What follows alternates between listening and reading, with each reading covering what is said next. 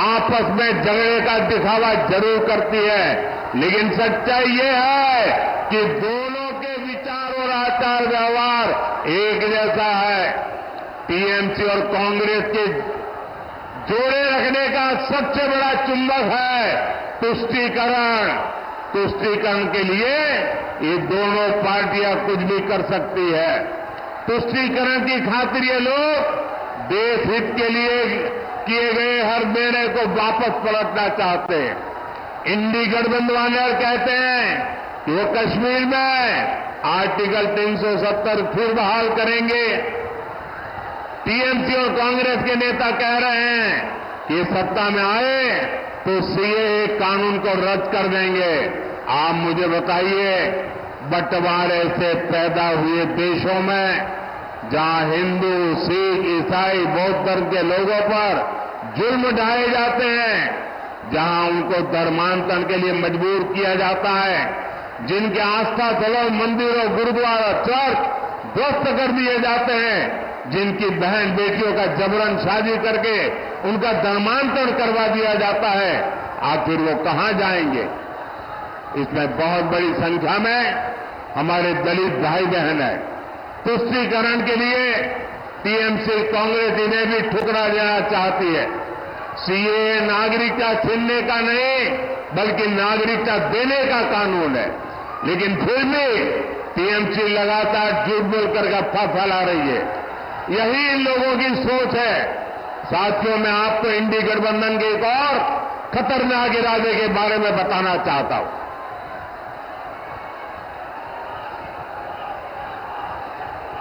इंडी गठबंधन वाले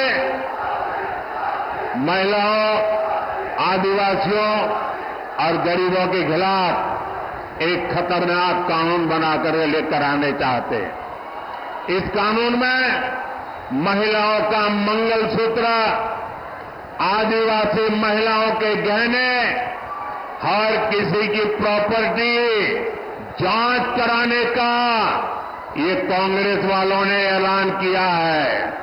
इसके लिए कांग्रेस के शहजादे विदेश से आई एक्सरे मशीन लाए हैं। वो पूरे देश में सबका एक्सरे कर देंगे। कांग्रेस का इरादा है कि जिसके पास जितना पैसा, सोना, चांदी होगा, जमीन होगी, सब पर कब्जा कर लिया जाएगा और फिर उसका एक हिस्सा ये लोग अपने वोट बैंक को दे देंगे। ये कांग्रेस ने घोषणा की है, लेकिन मजा देखिए, टीएमसी वाले भी उसके खिलाफ एक शब्द नहीं बोलते हैं। टीएमसी वाले चुपचाप कांग्रेस के इस एजेंडा को मौन रह करके समर्थन कर रहे हैं। आप देखिए, टीएमसी और कांग्रेस में तुष्टीकरण का कैसा कंपटीशन चल रहा है। टीएमसी सरकार बंगाल में बांग्लादेशी घुसपैठियों को लाकर बसाने का काम करती है।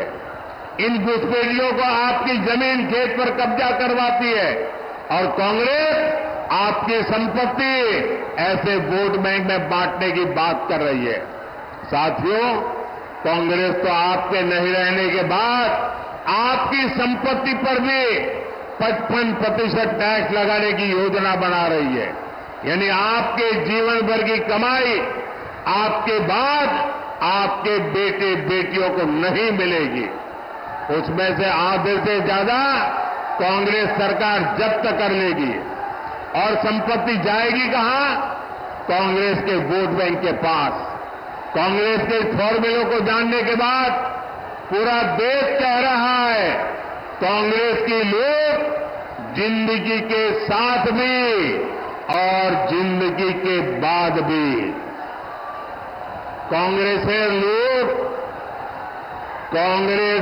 लोग बेंचे थाकार समयो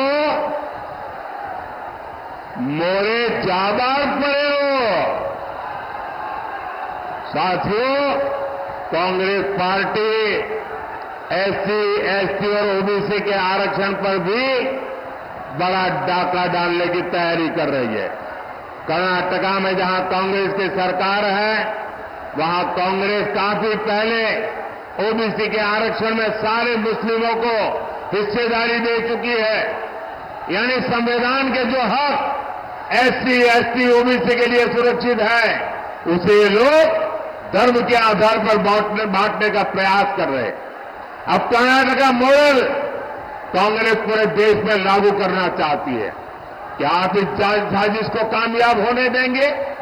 साथियों, आपका एक वोट विकसित भारत, विकसित बंगाल के सपने को पूरा करेगा।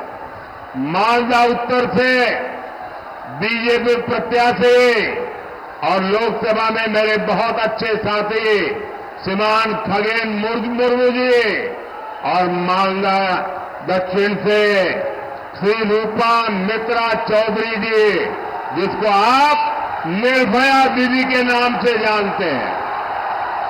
ये हमारी निर्भया दीदी और हमारे मुर्मू जी 7 मई को इनको आपका एक एक वोट जो देंगे ना, ये आपका वोट सीधा सीधा मोदी के खाते में जाएगा। मेरा अनुरोध है, यहां से जाकर के हर परिवार में जाकर के कहना, मोदी जी ने आपको जय श्री राम भी कहा है। मेरे साथ बोलिए, भारत माता की, भारत माता की, भारत माता की, भारत माता की। बहुत बहुत धन्यवाद।